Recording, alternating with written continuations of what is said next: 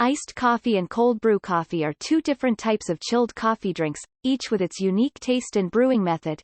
Iced coffee is typically made by brewing hot coffee, allowing it to cool to room temperature, and then pouring it over ice.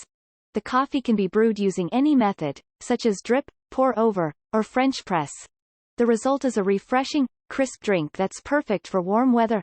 Iced coffee has a more pronounced coffee flavor than cold brew coffee, as it is brewed with hot water. Cold brew coffee, on the other hand, is made by steeping coffee grounds in cold or room temperature water for an extended period, usually 12 to 24 hours.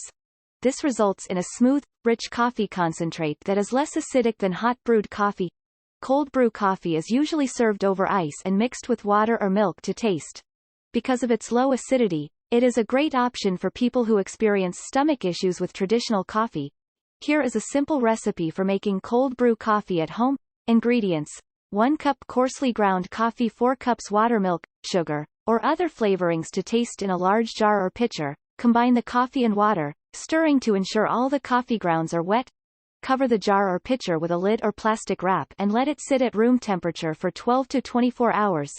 After the coffee has steeped, strain it through a fine mesh sieve or cheesecloth into another container, discarding the coffee grounds.